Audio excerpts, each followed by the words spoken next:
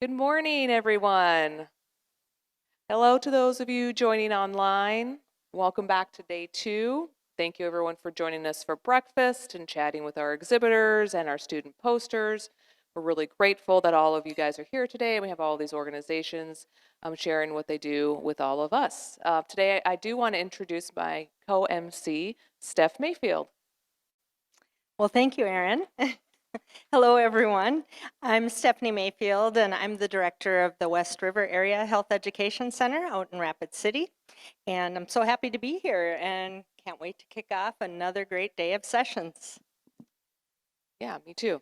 Our first general session this morning is Indigenizing Sioux Falls, presented by Michaela Sieber of South Dakota Urban Indian Health. Michaela is the CEO of South Dakota Urban Indian Health, and she will be sharing with us an overview of the organization, the SAMHSA 988 Tribal Response Grant that they have and the work going on with that, and the Wokie project, which I'm actually very, very, very excited for you all to hear about. Please help me welcome Michaela to the stage.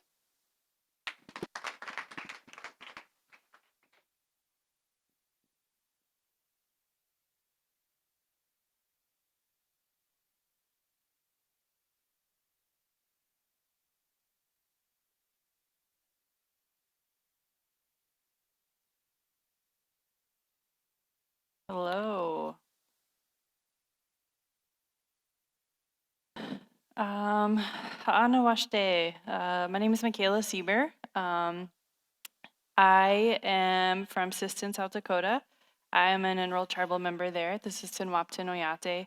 I lived there for my whole life, and then I moved away to Vermilion for college in 2007.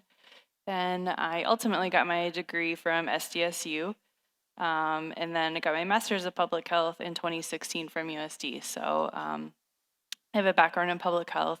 Worked at Sanford after that in tribal research, ethics, and community-based participatory research. I've spent some time in clinical cancer research. I was a phlebotomist for a while at Sanford. Worked in assisted living. So healthcare is something I've spent a lot of time in. In 2020, I started working at South Dakota Urban Indian Health as a grant manager. And then in 2021, I was selected by the board of directors to become the CEO. And so that's what I've been doing since February 2021. So right in the midst of COVID-19, came into a leadership role in healthcare. It was really scary, but just something they don't prepare you for in public health school, but they like kind of prepare you for, but you just never think you're actually going to have to real world practice all the things they teach you about pandemic things. So I am really excited to be here today, but I didn't prepare any slides, so you just have to look at me this whole time. I've been struggling lately to really talk to my slides, and so it's been, I think, confusing for everyone to keep up with my slides, or like, what is she talking about? It's not actually matching what she's saying, the slides are showing. So I just decided not to do slides for this. So I do want to talk about a few different things about what we're doing here in Sioux Falls. It's been really exciting what South Dakota Urban Indian Health has been doing. But I do want to just quick see who has heard about Urban Indian Health. Okay, cool. So some people have. We were established in 1977, so we've been around for 46 years as an organization. We were established under the Indian Healthcare Improvement Act in the 70s, so that all urban programs were set up to provide healthcare to Native Americans living off the reservation. So that's kind of what urban programs are set to do. There are 41 of us across the country, but there's only one in the Dakotas, and that's us. We have 2 clinics, one here in Sioux Falls, one in Pierre. But here in Sioux Falls, we have 2 locations. And I'll talk more about our other location that's not a clinic in a second. We have 54 staff across both of our clinics. We are a 501c3, so we have a board of directors, and that's very different than IHS clinics or IHS facilities, so it gets a little confusing. We're also an FQHC, so we have a sliding scale, and we see anyone, and that's also very different than Indian Health Services, and something that may be of interest to all of you. If you have folks that are looking for services, they can come see us, and we have a sliding scale based on their income. We're also severely underfunded, like all Indian Health Services. Indian Health Services get about $4,000, maybe $4,500 per patient per year. Urban programs get $700 per patient per year. So we're very underfunded. We make up the rest of our money through reimbursement, so we can bill insurances, Medicaid, Medicare, private insurance, and then our self-pay, donations, and grants. But we just are consistently underfunded. We have primary medical care, behavioral health care, and our cultural health department. And I'm going to talk a lot about our cultural health department today because that's been the most exciting thing we've been doing in the last couple of years, and has really gotten a lot of attention from folks and been something they've asked us for help with. We have had an increase in our patients in the last 2 years of about 1,000. So we've gotten 1,000 new patients over the last 2 years. So that's been really heavy growth for us. We're a small clinic, and that's been a lot for us to handle, but it's been exciting. Notable things, we provide free transportation for our patients. Last month we had 101 transportations. The month before that was 68. The month before that was 38. So we're increasing really steadily on our transportations. And that was just for Sioux Falls. So for behavioral health appointments, medical appointments to our groups, we provide free transportations for all of those things. We have 4 EMDR trained therapists, and so that has been growing in popularity too for our folks that are coming in. We have 5 duly credentialed therapists. We have a great behavioral health and therapy team at both of our clinics, so we're super lucky to have those therapists. We provide financial assistance for medications for our relatives and our patients that come in. That's been, I think, a lifesaver for many of them. If they're uninsured or underinsured, we're using our ARPA dollars to just pay for their medications so that they're not going without their whatever medications. We don't have stipulations on that. We have medication-assisted treatment that we're getting up and off the ground, and so that's been really fun to develop those policies and procedures and programs too. So just all things for y'all to keep in mind if you're trying to find some places to send folks or reach out for collaborations, that we're providing those services and we can provide those services with you. But our cultural health department, I think, is what gets a lot of attention. So we have a chief cultural health officer. His name is Thomas Dakota. He's also from Sisseton. We created that department to stand alongside our medical care, our behavioral health care, and then our cultural health. So those are our 3 departments, and those are how we provide care. They're all integrated together. We treat them all the same. Cultural health is just as important as behavioral health and as our medical health. That's just who we are as an Indigenous organization. So that department really guides us on how we're providing cultural and spiritual care to our relatives, all of them, not just our Native folks. Everyone benefits from that vision and approach. So we provide sage, sweetgrass, and cedar to everyone for free. If they need to smudge or they need any of those medicines, they can come in and get it for free.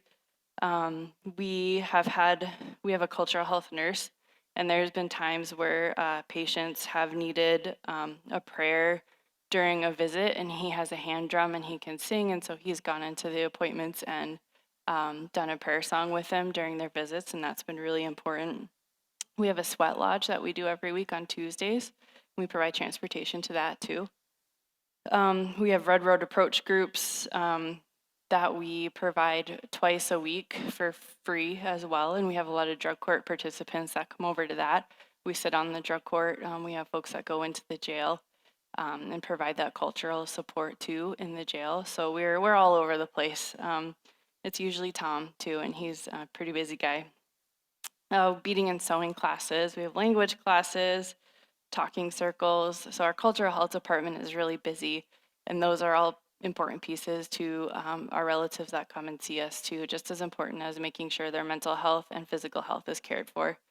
And that is what a lot of folks are reaching out to us for lately is, hey, can you come in and provide some cultural health training or groups for our folks that are in our inpatient treatment or staying with us, because we see the importance of that, but we're not skilled and we can't do it. So can you do it? So we're getting a lot of those requests.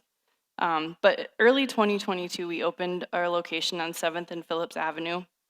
So it's just like a block over, across from the Orpheum. Has anyone seen that place? One person, okay. We just got signs up, so maybe you can drive by and you can see it. We just got our signs in our window. We opened that location because we were running out of room at our clinic to host our community and cultural groups. So, and also we needed a location in downtown Sioux Falls because that's where a lot of our relatives were hanging out. And so we wanted a central location so they could find us easily and get to our services.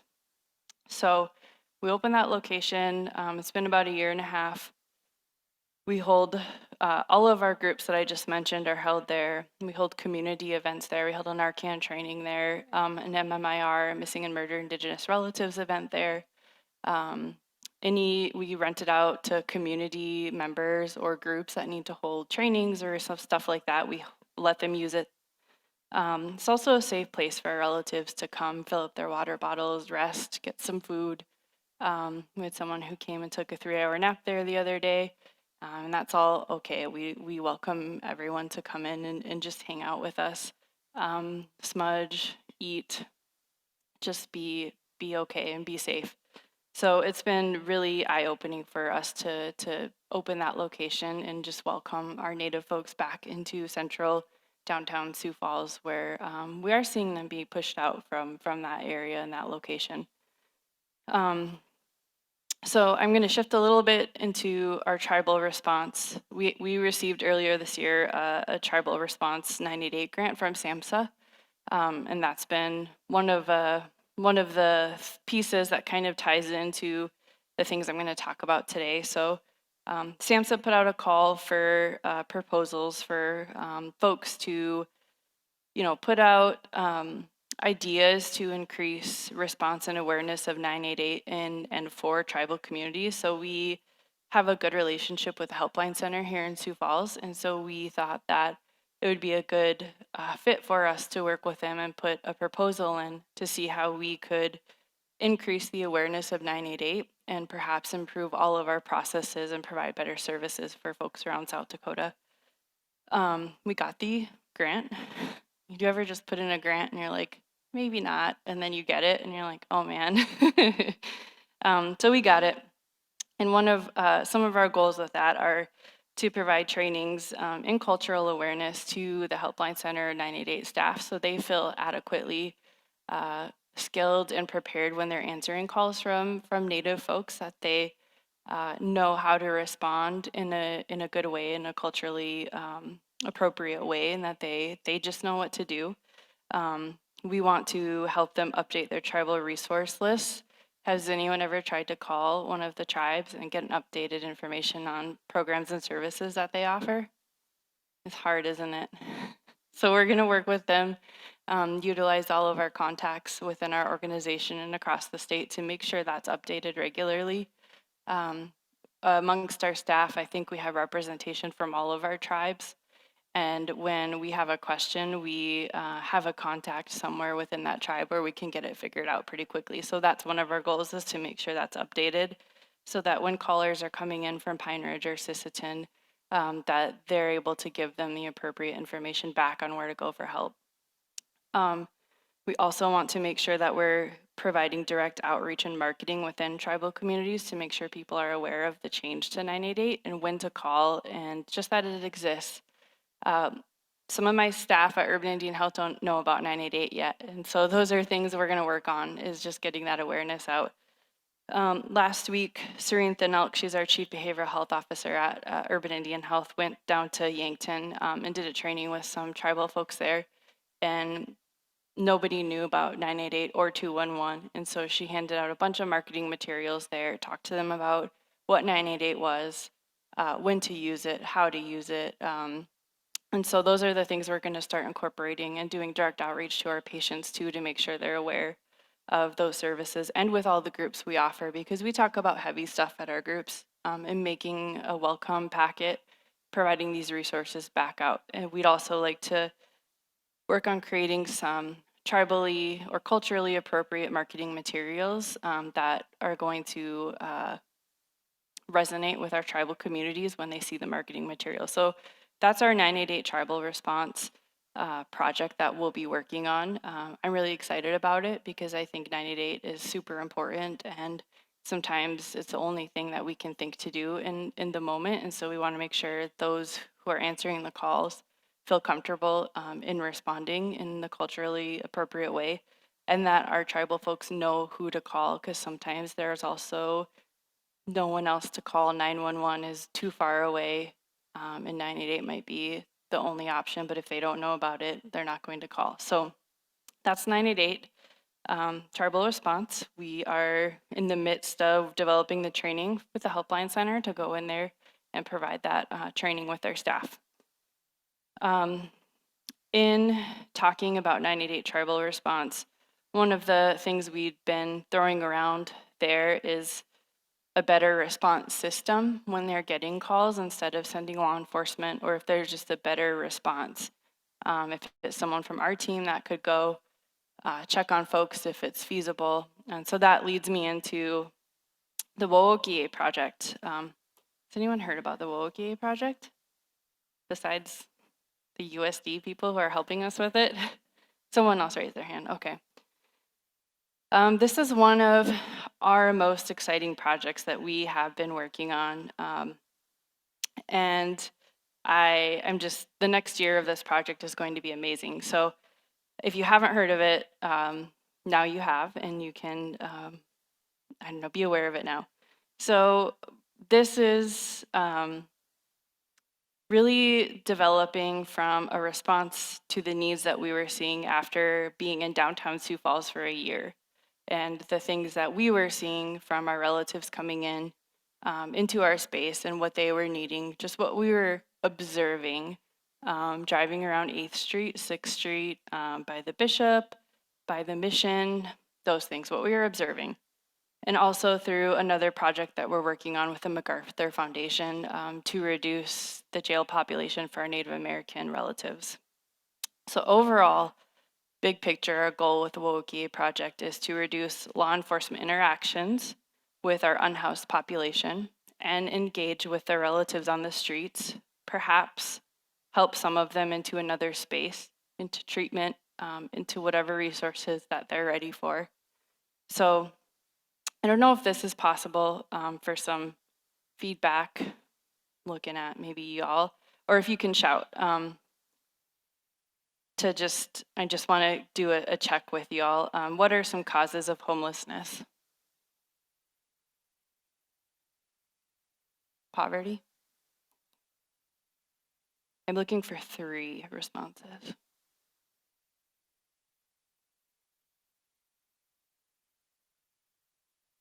Poverty, mental health, and trauma. Why do people stay homeless?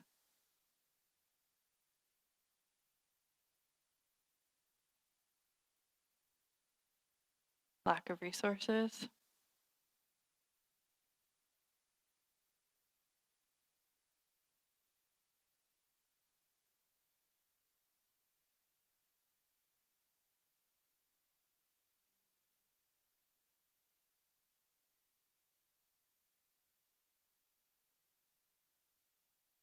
Okay.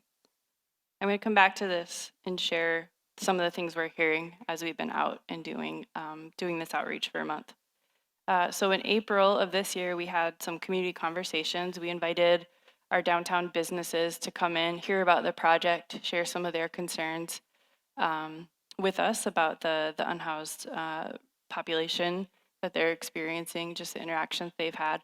We also had 2 separate ones to invite the general population in to also hear about the project and share their experiences and help us just really shape this project, how we're doing it, how we're executing it, the data we're collecting, and what we could maybe expect to find from it. So I think in total had about 60 folks come between all 3 of those sessions, and we had really awesome discussion and engagement. At our last session, we actually had a uniformed police officer come in And that was really probably the best discussion we had out of all the community conversations. So we want to have more of those as we keep going to share the findings that we're having, our outcomes and progress, because that was a request we had, was for people to have the opportunity to stay engaged and learn more.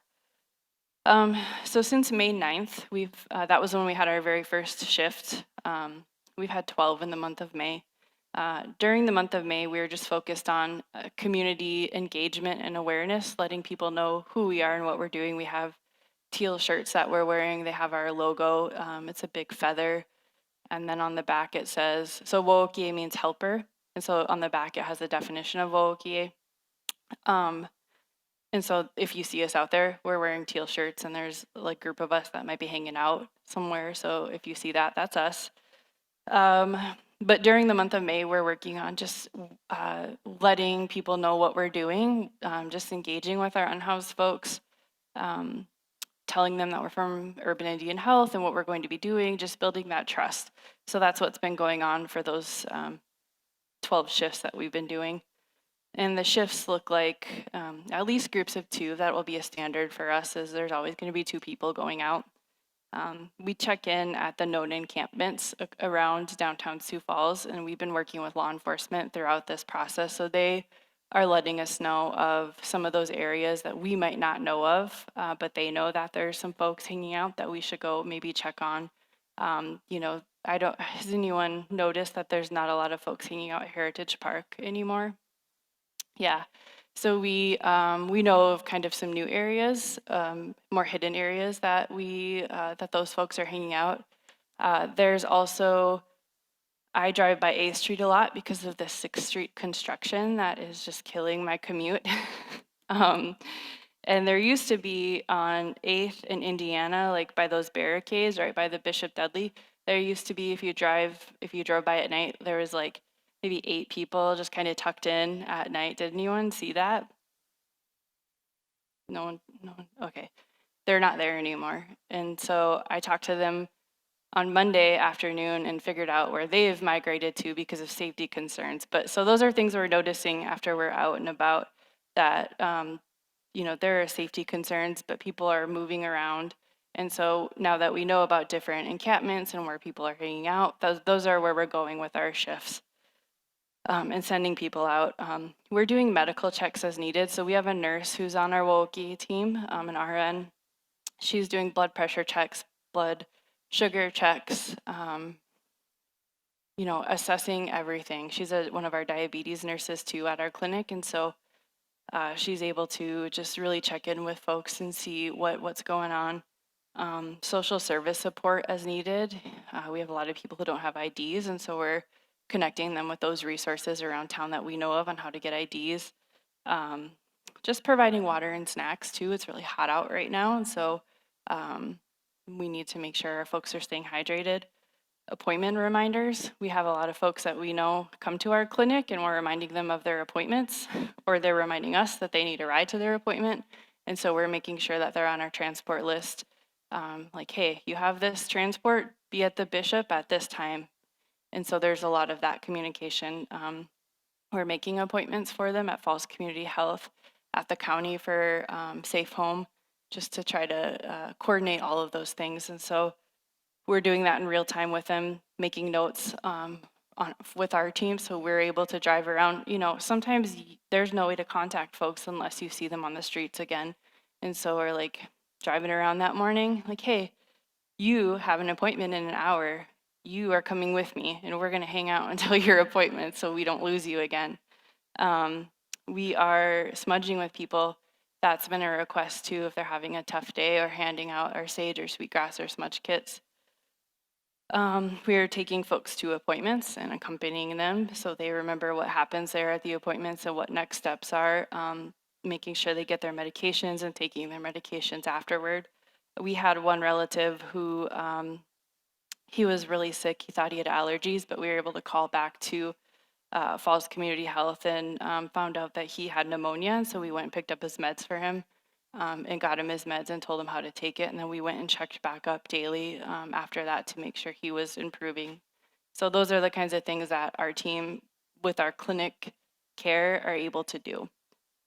We are also working on deflections so that one of our overall goals, like I said, is to make sure that we are working with law enforcement to reduce those interactions so that we are able to reduce our Native American jail population.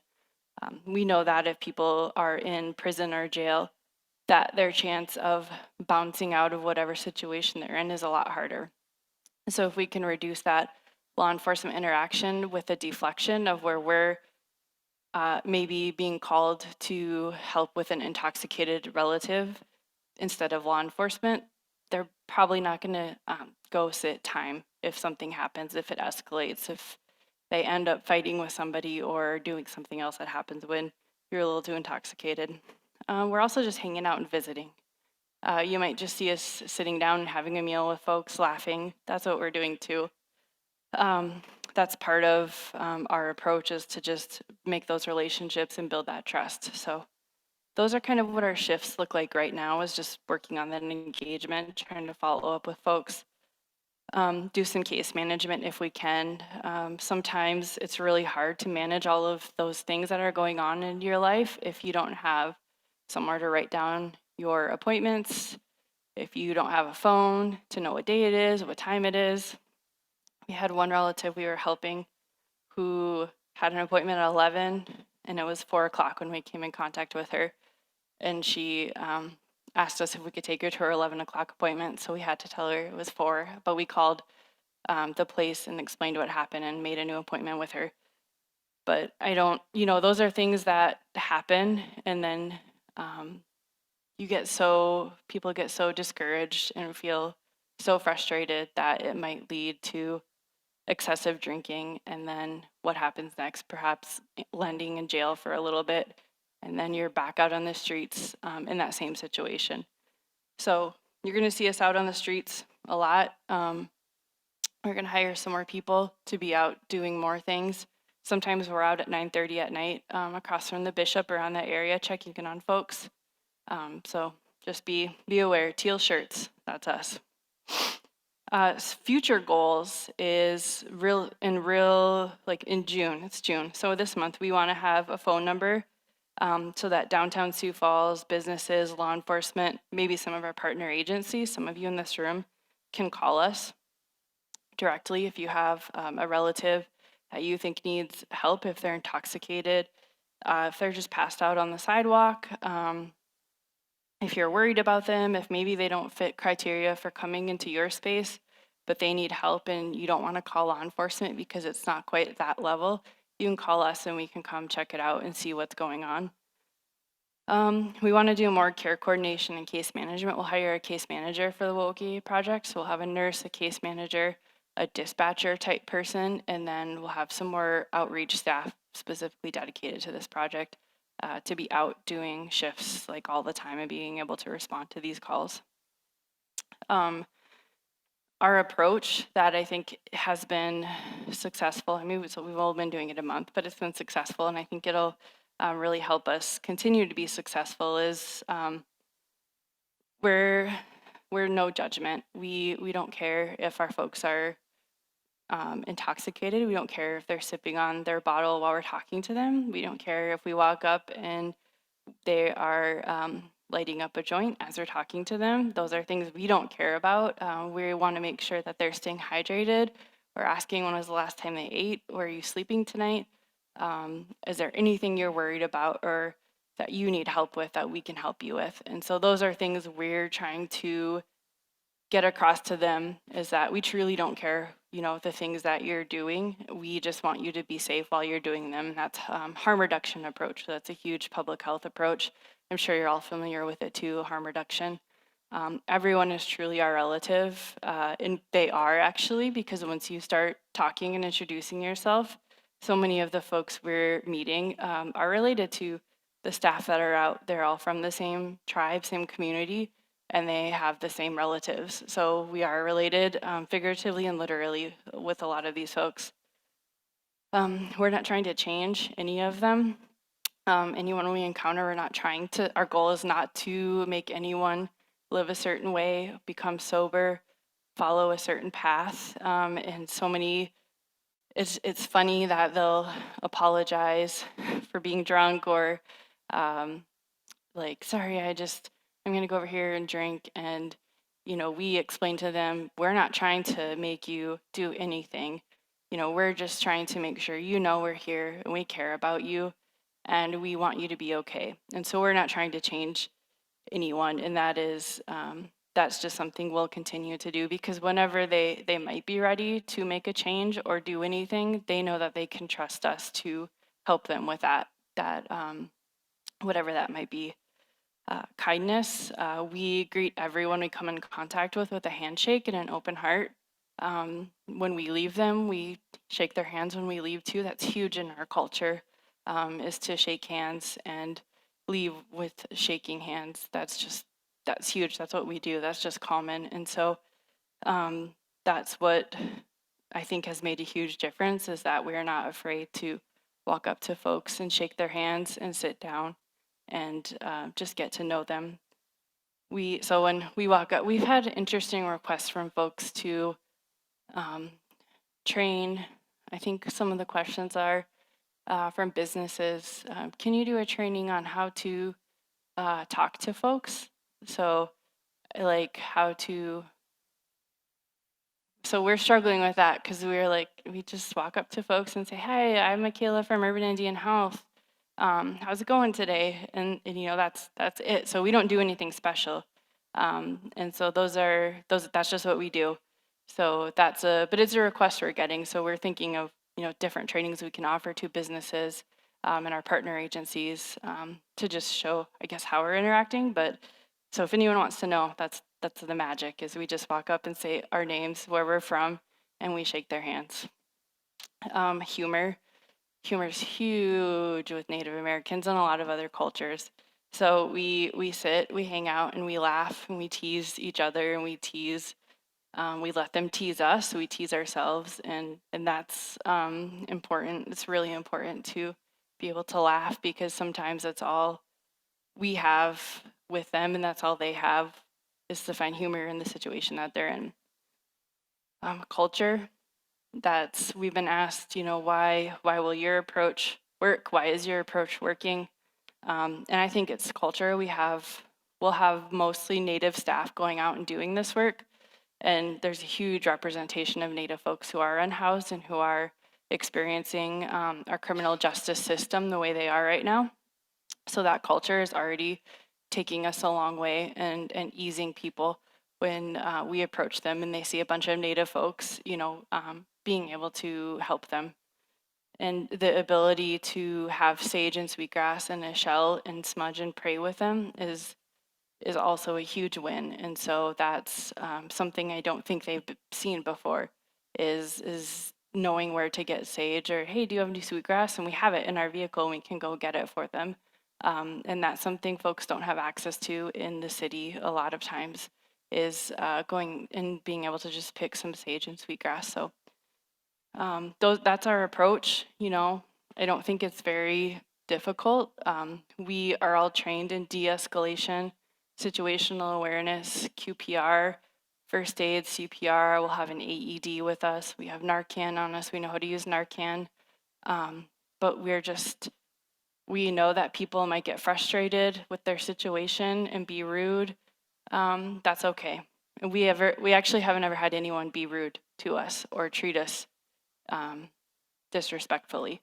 And I think that is because the energy we're approaching them with is the energy that we want to leave with. And so that's just a tip, is even if they do get loud or frustrated, that's okay. Wouldn't you get loud or frustrated if you were in that situation? So that is something we've experienced too during this, is we've seen how businesses and community members treat our relatives on the street, and it's not okay to do that. So that's something that we can help make changes, because we've experienced that with them.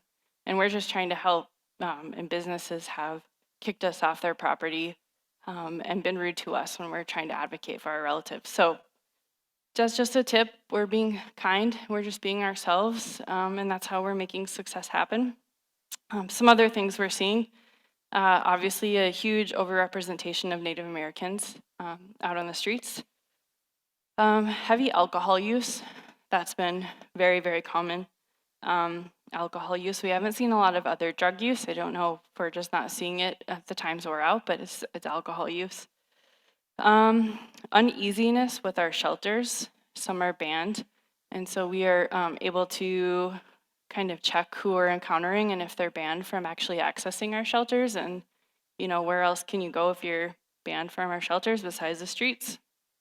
Our community and businesses don't see them. And that's really sad to see. And they feel that too, and they'll share that with us. That sometimes us interacting with them is the first time anyone besides other folks on the street have talked to them in a long time. So it's okay to look folks in the eye and say hi. And if you don't have any cash to give them, that's okay too. You just say, I don't have anything, but have a good day. Like, I see you and I hope you're having a good day. One thing that has been so frustrating for us is if they are banned from the shelters or they don't feel safe. Something that we've experienced is that one of the shelters won't allow our relatives to bring in their cultural or spiritual items, like eagle feathers or sage, so they don't even feel safe being there.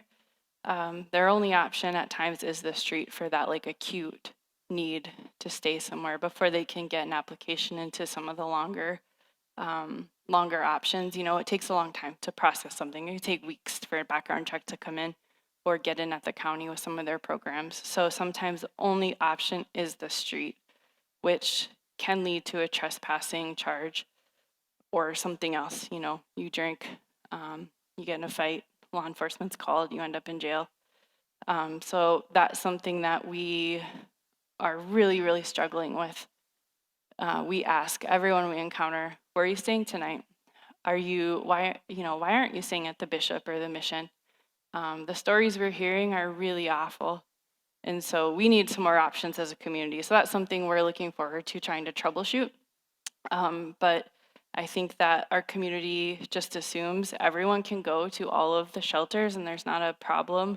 It's just that, you know, people aren't utilizing our shelters. But there is something happening, and through this project, we're going to come up with some solutions. I really feel strongly with that. Time check, okay. But that piece has been really eye-opening, I think, for all of us, is just the inaccessibility, I think, sometimes, and that the street is the only option. And that's, you know, so sometimes at night, the nurse, her name is Sioux, and I will go back. I do most of the outreach too right now. This is a really important project for our organization. I think it's important for me to be a part of it, to make sure it's developed in a good way and continues on in a good way. So she and I go out a lot at night and check back in on folks. There are some folks that we have some of their clothes and depends, and so we're changing that stuff out for people, and we go back at night, bring them their blankets again so they don't get stolen, because things get stolen so much out on the streets, right? Take back their blankets, their socks. So there's like daily check-ins with folks, elders who are having these things stolen from them. We tuck them in. We know where they like to stay, so we get them tucked in at night. And then try to find them again in the morning and take their stuff back so we can keep it for them during the day. This particular person is banned from both of those shelters. And so this is her only option. So anyway, those are the things we're battling against, and that community perception of, well, why can't they just go into this place or that place? It's been tough, but it's been awesome. I really enjoy this project. I do want to touch back on the reasons that I did, you know, the questions earlier. There are some of the reasons for homelessness. I'll share this story that happened this weekend. We had a relative come over from Colorado. She's originally from South Dakota, but she fled a domestic violence situation there. She rode a bus for 14 hours to get here. She was supposed to stay with a friend when she got here. She's a 3-week-old baby too. But when she got to the bus station, her friend didn't answer her phone. And so she was stranded at the bus station with her 3-week-old baby. We found out later that her friend was out drinking, and so that wasn't a safe place for her to go. She somehow got a hold of my sister, who works at Urban but also works at St. Francis House. And then my sister sent a text message to our group at Urban to see if anyone could go pick her up at the bus station to take her to Children's Inn. She ended up getting a lift there, but I met her at Children's Inn. She didn't meet eligibility criteria there because her abuser is in Colorado, and so there wasn't like an immediate threat here. So next step is the mission. So we went over to the mission. Things didn't work out there just because she couldn't keep some of her stuff with her, her eagle feather, chanupa, which is a pipe, a peace pipe that her father gave her, some of her other cultural items. So she chose not to stay there. Another option could have been the Dudley, but with a 3-week-old baby, I didn't feel comfortable having her go there. So without any other intervention, it was a Saturday, holiday weekend, she would have been homeless on the streets. So that's one reason that someone could be homeless, is just all of those things piled up. She didn't have any money to get a hotel room. We sponsored a hotel room for her just because of all the things that had happened, and we're working with her now to get some more stable housing. So poverty, yes, trauma, yes, those things all led up to it, but then a friend letting her down, just some other, some other requirements that our places have too, also didn't quite fit in. Just family things also, can lead to homelessness, getting kicked out, not having a credit card to secure a hotel room. Our community resources are hard here. We have a couple of options. Sometimes you don't quite fit into the boxes to get into those options. Some of the reasons that people are staying homeless have been interesting. We've been so close to getting some folks into a nursing home. At the last minute, they decide not to because they're going to miss their family on the streets. And that community that they've built and created out there has been amazing to see, and it's like nothing I've ever seen before. And it makes sense. Those relationships, those bonds, trauma bonds that they've created together, I don't know how we could expect them to just leave that so quickly and not be pulled back to that. So that is a huge reason why people are choosing to stay out on the streets instead of accessing some of our resources. We've heard of people turning down the safe home because they don't, who else is going to care for their friends and family out on the streets if they're not out there? So that's something interesting that we're going to have to figure out a way to solve too. I'm up for that. So if anyone else is up for that and wants to talk, let me know. Yes, we do have a lack of resources. Things take a lot of time, and so that's something we're hearing too. People will put in applications for this or for that, and then they get frustrated, they get turned down once, and then they just have no energy to do it again or to do all these things again, or someone steals all of their stuff with all of their IDs. And then what? So much effort. We have them drive around all of these places to get all of those things. It's going to be easier just to not. So we're hoping to help with those things in the middle, be that person they can trust. And we don't care that those things happen to them. I don't think it's their fault. I'm not going to blame them. I'm not going to, say, well, if they want to do it, then they should do it and reach out to us. That's not my philosophy, and that's not what I'm going to have our staff believe either. So many things have happened to these folks that no matter what is the situation, no matter how many times they lose their stuff, we're going to help them every time, and we're not going to blame them or greet them with any hostility. And so that's just our approach. So just know that when you talk with us, work with us, we're not going to treat people that way, and we definitely won't except if you or any of your staff treat our people that way either and be hostile with our folks, because so much trauma, like I said, has happened, and It's okay if they're frustrated, and just treat them with a kind heart and a soft voice, because that really goes a long way. And we'll be there to advocate too and be that in between for you. So that's something I want to extend to you, is that we can be that person. If you're having trouble, you can call us and we can help you, have that communication. If there's something happening, if you are just struggling with the communication, if there's some hostility or frustration, we'll help you. We'll be there for you. We have to do this together, and we know it's hard work, so we'll be there for you. So I'm just extending that to you all too. I think we might, I don't know if it's appropriate for questions in this, but that's the end of kind of the stuff I want to share. That's our overall approach, what we're gonna do. We love this work. I see a microphone, so I'm just talking now. Questions about Woke, anything? I'll be around. I have cards too if anyone wants to connect and talk more about this project. Can I ask more than one question? Yeah, please. Okay. When you're talking to people, are you asking them what caused them to be homeless in the first place? To me, we have to figure out what that is to address homelessness. What's your relationship with the link? And do you only work with Native Americans? When it comes up, we are exploring the cause to homelessness. But after we first establish these relationships, then we're going to dig into more questions of, tell us more about how you got here, and tell us what your ideal situation is.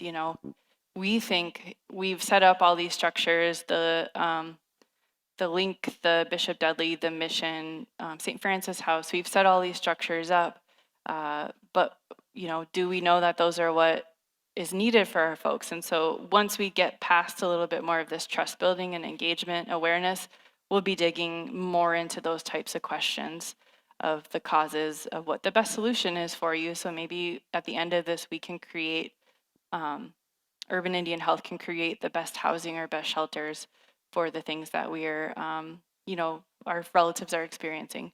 So if it comes up, we're getting to it. People do share a lot, and so we are finding out some of those things.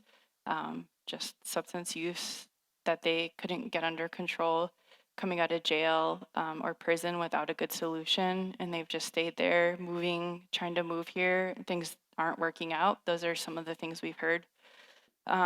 We are working on things with a link and hope to continue that. We have been in there for groups before. Tom used to go in there and hold groups. We've gone on there and done assessments. So we are, we're here with the link, and we definitely want to be further with the link because we know they're going to be important as we do this outreach. A really important partner. And we are talking to everybody. So, we are just a Native organization, and that's, not just, but we serve anyone regardless too at our clinics. And so our philosophy is that we're all related, and our values are Indigenous. A lot of our staff are Indigenous, but we're serving everyone. And that is something that has been interesting, that people do think that we're only talking to Native people. And so we have to do really, really good education while we're out there to make sure that we're talking to everyone. It's also just been that most of the people we're encountering are Native, because that's who's out there. Do you help people from other areas? Like, I'm from Watertown. If they wanted to come down and do some of the culture stuff with you, would that be okay or no? Yeah. Yep. Everyone can get my card afterward and reach out.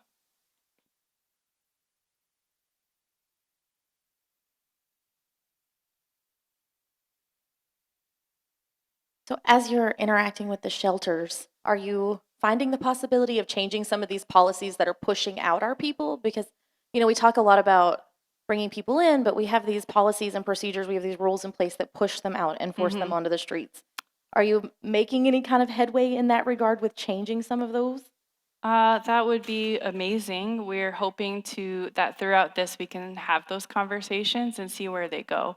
That's something I want to do throughout this project, is when we're finding those things that are happening, is have conversations with the shelters, with whatever program that we're figuring this out, and provide some education and have that open dialogue. So it's not something we're just going to leave alone, but we'll have conversations and see what happens.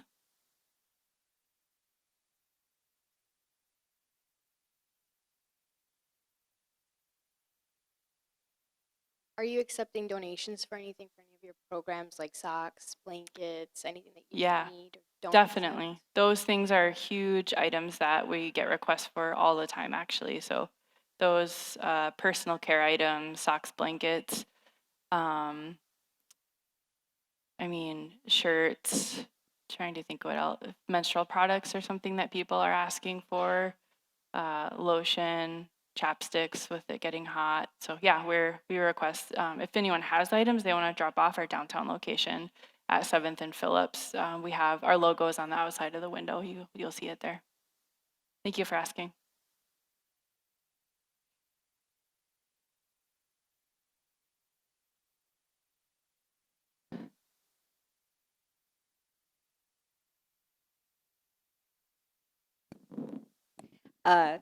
How do you keep track of everyone? Is there a case file for each person that you encounter, or a medical record, or Mhm. how is that handled? Eventually, we're going to be in the HCNC with the Helpline Center, but right now it's a notebook that we are entering into a spreadsheet regularly. Our coordinator for the Wokie project is keeping that up to date. And when we are getting names, we are like keeping a case file. Like sometimes, part of the training and we have to get better at is we're moving so fast that it's like relative with long brown hair, tattoo on left arm, and then we recognize them by that description. And so we have to get better at asking for first name, last name, so we can follow up with them. So it's part of our learning like the learning process. But yeah, right now it's paper, and then we're entering it into a spreadsheet. But soon we're going to have the HCNC that is going to have those case files for us so that we can have good follow up.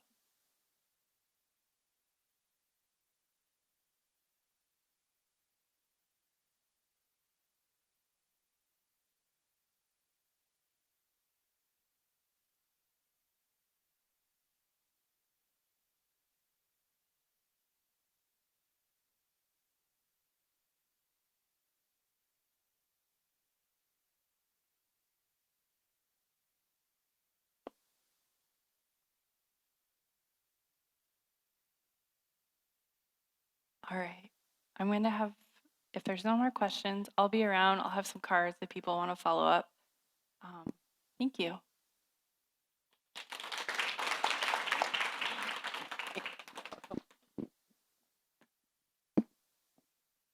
Thank you, Michaela, Mhm. very much. It was great for you to share everything that Urban's doing here in our community, or at least a piece of it. I know I have seen and witnessed it, seen the tremendous growth over the last few years, and had the opportunity to work with them on a few items. So thank you again for sharing that. Michaela's information is on the app, or if any of you want to get in contact with her, we can share that information with you too if you want to learn more. So we're going to go ahead and get ready to transition into our 2 breakout sessions this morning. So when we're done introducing those, you guys can get up and go help look at the exhibitor booths, go to the pre-event space, turn in your passport cards if you have not already, which we have those, where you check in, get each of the vendor to sign off on it. You turn it in where you checked in, and we'll be drawing for a prize after our breakout sessions, so please get that done. Yeah, and so just like yesterday, you can hop around to each breakout session, and whichever one you're most interested in, or maybe you have to do half and half because there are so many choices and they're all so good. So feel free to bounce back and forth. Let's see. Oh, and then next, after our breakout with the booths, Angela Drake will be presenting Loudmouth Mama Through Grief in one of the sessions. And then we'll also have kind of a panel talking about substance use services for South Dakota's youth. Rural resources will be presented by a team as well. Steph. And then in breakout 2, we'll have Dr. Steve Manlove talking about delusions, delusion-like syndromes and conspiracy theories and improving brain health. We have a panel talking about the South Dakota Crisis Services panel that we have here in South Dakota. And then we also have a peer helper program going on in that track. So we hope you enjoy all these sessions and the break. And we will be back at 12:20 to wrap up day 2, hand out door prizes, and complete any remaining continuing education paperwork. And so we should be done around 12:30 today. So enjoy your sessions, and we'll see you shortly. So remember the link for the evals and getting your feedback on those surveys. Please do that for each session, and we'll have one for the overall. For those that want continuing education, you need to do that. So just a good reminder, and I'll say it again, and keep going. Participating on Whova, the app. We're going to also award our leaderboard prize at the end as well. So thank you very much.